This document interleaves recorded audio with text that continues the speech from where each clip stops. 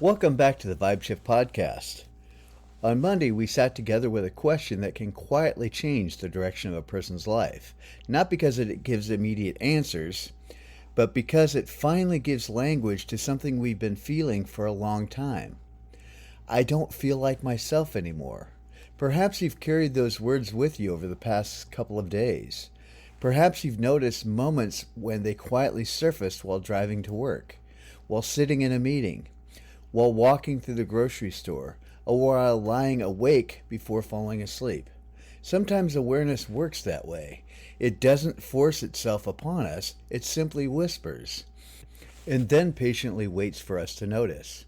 Today I'd like to continue that conversation by asking what may be one of the most compassionate questions we can ask ourselves. If I don't feel like myself anymore, where did I go? At first, this question sounds almost impossible to answer because most of us don't remember leaving. There wasn't a single decision. There wasn't one defining moment when we consciously said, "Today I'm going to become someone other than myself." Life doesn't usually unfold that dramatically. It unfolds much more quietly, much more gradually. Identity is rarely lost in one extraordinary moment. More often, it is slowly covered by thousands of ordinary ones. The architecture of an ordinary life. Think about how a life is built, not in years, in days. One morning becomes another.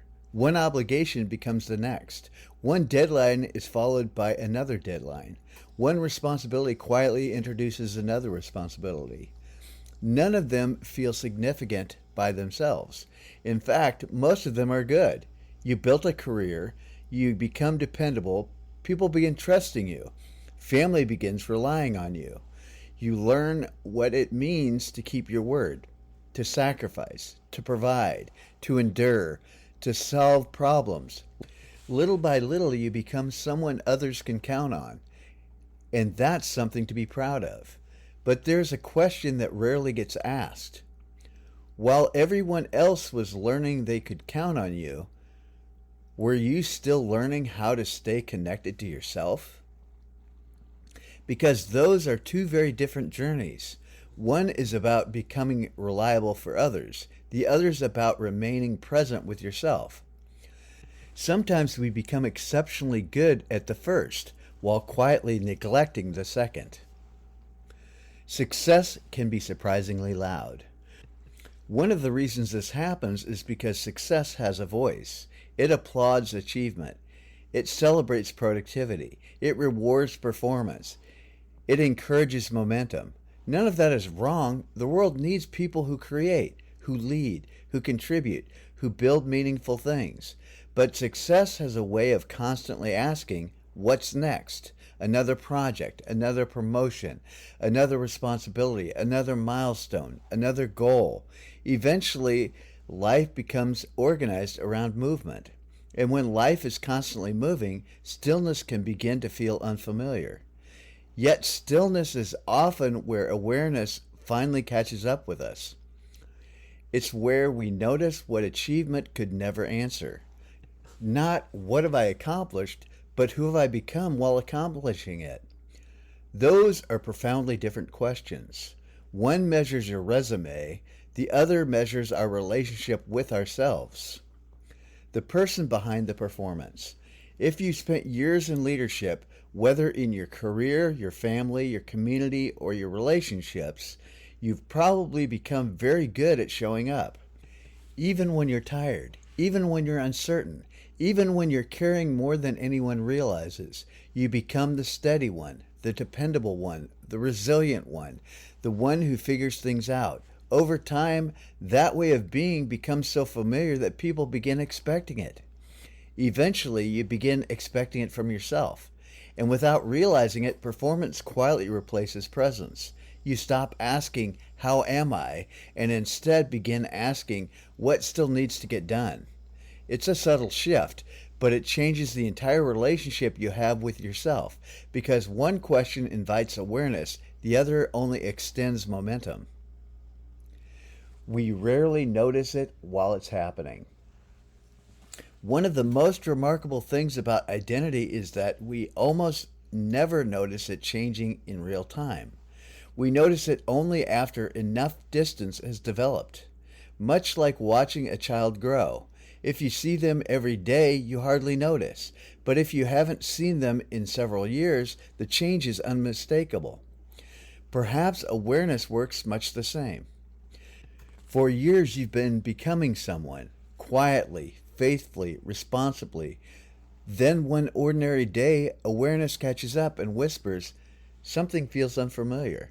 Not because you've become the wrong person, but because you've become so busy living your life that you've had very little opportunity to witness who you've been becoming.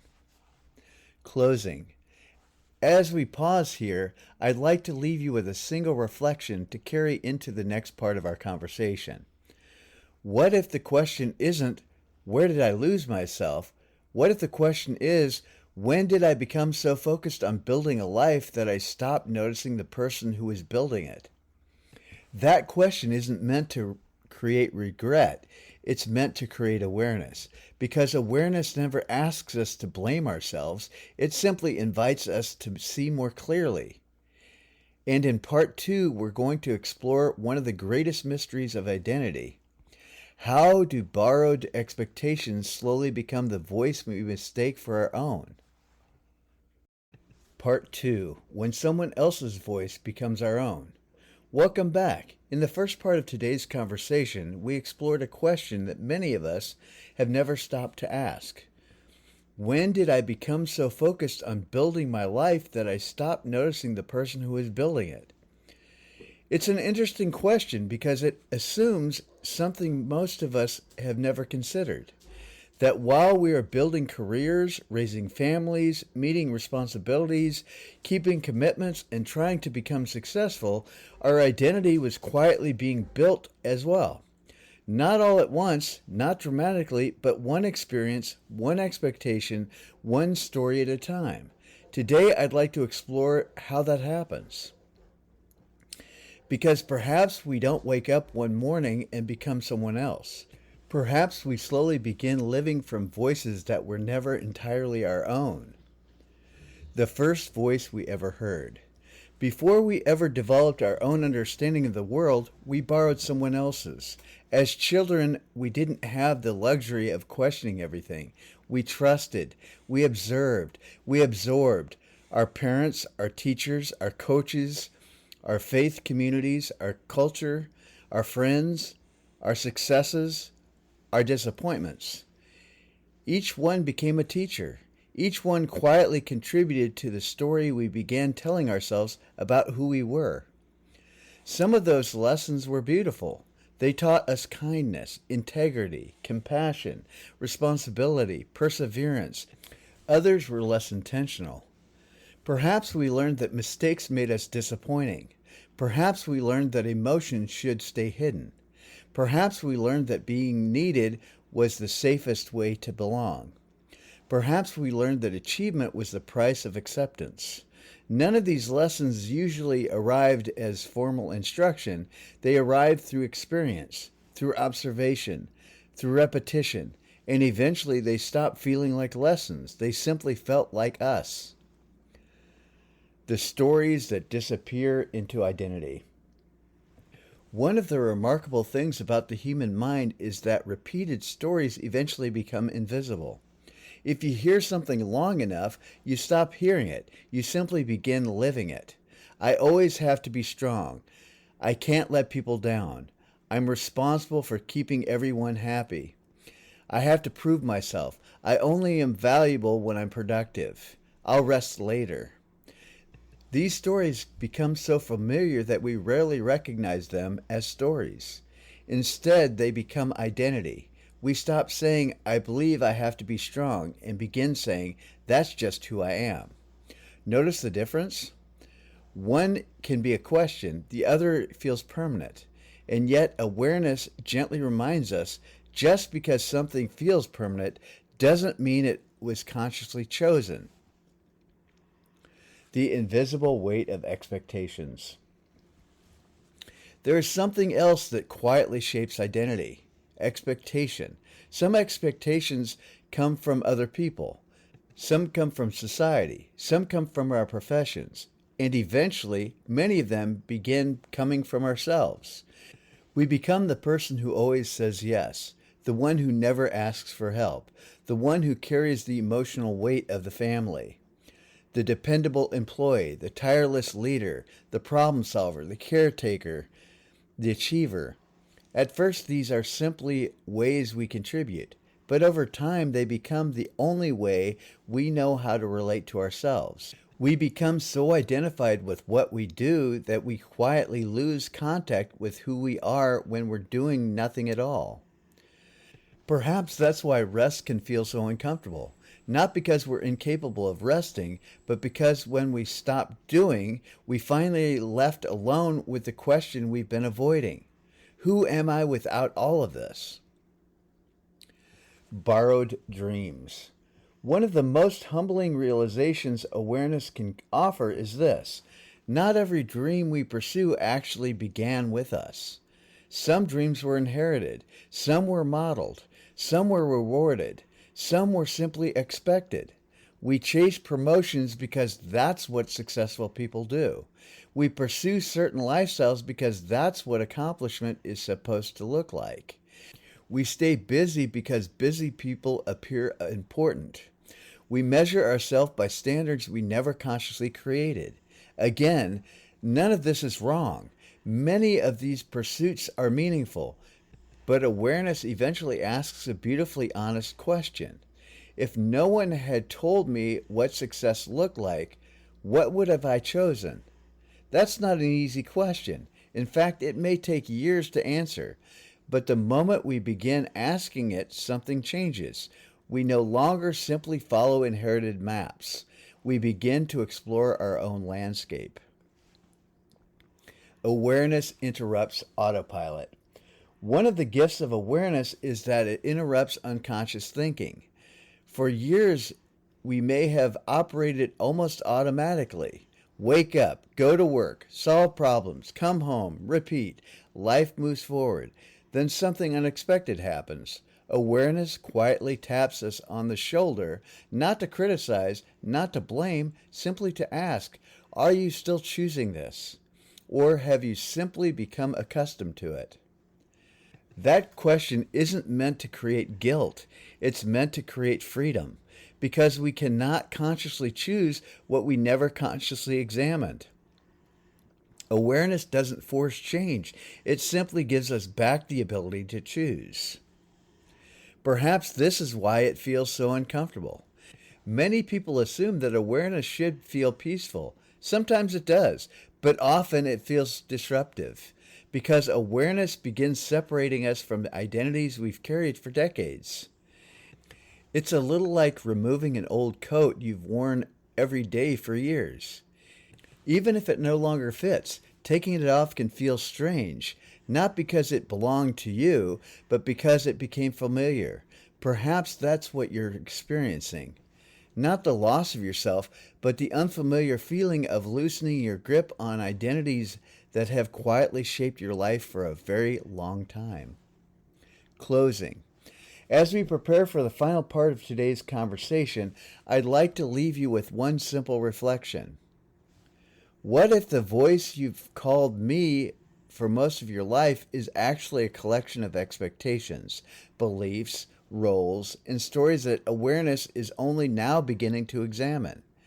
Not to reject them, not to judge them, but to simply ask, which of these still feels true? Because perhaps identity isn't something we find once and keep forever.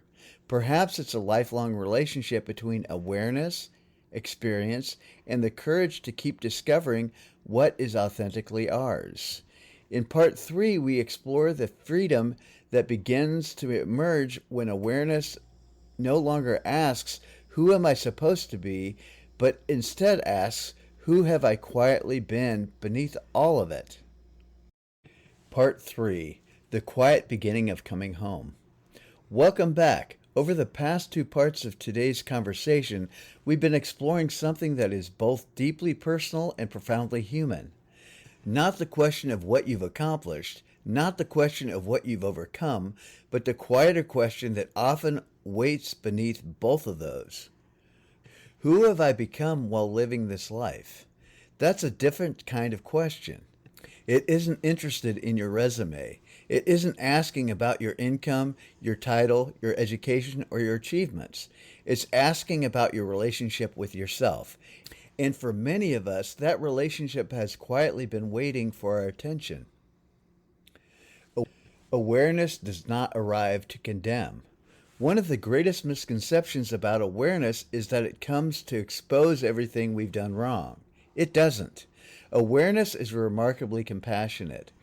It doesn't stand over our lives with a list of accusations. It sits beside us with a spirit of curiosity. Awareness doesn't say, "Look how far you've wandered." Awareness gently asks, "Would you like to notice where you are?" There's a tremendous difference between those two voices. One produces shame, the other produces possibility. And transformation has never grown well in the soil of shame. It grows where compassion and honesty meet. The life you built still matters. As we've explored identity this week, I want to be careful that we don't unintentionally create another misunderstanding. The conversation is not suggesting that your career was a mistake, or that raising your family somehow caused you to lose yourself, or that your years of service, leadership, sacrifice, and responsibility were somehow less meaningful. They weren't. Those experiences shaped you. They strengthened you. They taught you resilience, compassion, patience, wisdom. You don't have to reject the life you built in order to rediscover yourself. Awareness isn't asking you to abandon your life. It's inviting you to become more fully present within it. Perhaps that's the distinction. The goal isn't to become someone else. The goal is to become more consciously yourself. Awareness creates choice. For years, many of us have lived from habit. Not because habits are bad, but because habits are efficient. They allow us to navigate complicated lives. The challenge becomes when our entire identity begins operating on autopilot. We stop asking why. We simply continue. Awareness interrupts that pattern, not with force, but with questions. Why do I believe this? Does this still fit? What feels deeply alive? What feels borrowed? The beautiful thing about awareness is it gives us something we didn't realize we slowly surrendered. Choice. Not the choice to become a different person, the choice to begin living more consciously as the person we've been all along. Maybe nothing is missing. I wonder if we've been asking the wrong question. Perhaps the question isn't, where did I lose myself? Perhaps it's, when did I stop listening? Because if the deepest part of who you are has never disappeared, then perhaps there's nothing to recover, only something to remember. There is something deeply hopeful about that. It means you don't have to manufacture authenticity. You don't have to invent a new identity. You don't have to become worthy. Perhaps you simply have to become quiet enough, present enough, and honest enough to recognize what has been patiently waiting beneath the noise. A practice for this week. As you move through the next few days, I'd like to invite you into a simple practice. Several times each day, pause. Take one slow breath. Then gently ask yourself, in this moment, am I responding from habit or from awareness? Don't worry about getting the answer right. The practice isn't about perfection. It's about noticing. Because every moment of honest noticing strengthens your relationship with yourself. Awareness grows through attention, not achievement. Looking ahead. As we close today's conversation, we've arrived at an interesting place. We've recognized that experience of feeling disconnected from ourselves. We've explored how identity is quietly shaped over the course of a lifetime. But one important question still remains. If awareness begins revealing the difference between who we've learned to be and who we truly are, How do we begin living from that deeper place? That's where we're headed on Friday. We'll explore what it means to stop chasing an identity and begin living from presence. Not as another self-improvement project, but as a different way of relating to yourself and your life. Closing. If today's conversation resonated with you, I hope you'll continue this journey with me in this week's Stage podcast. There, we step beneath the experience itself and explore one of the most transformative questions we've ever asked. Who was I before I learned who I was supposed to become? We'll examine the architecture of identity, inherited narratives, and why awareness often feels like an identity crisis before it begins to feel like freedom. You can listen to the Stage podcast by following the link in the show notes. If you've been finding these conversations meaningful, I also invite you to explore our growing Core Problems library, where each episode gives language to experiences that many people carry in silence. And if you've ever felt like life is pulling you in too many directions at once, I encourage you to experience VSP number 4, I Feel Pulled in Every Direction. It offers a guided journey from overwhelm toward clarity and intentional living. Begin the VSP number 4 by following the link in the show notes. Until next time, be patient with yourself, be curious about your experience, and remember, perhaps the person you've been searching for hasn't been lost at all. Perhaps awareness has simply begun introducing you to the person who has quietly been walking with you your entire life.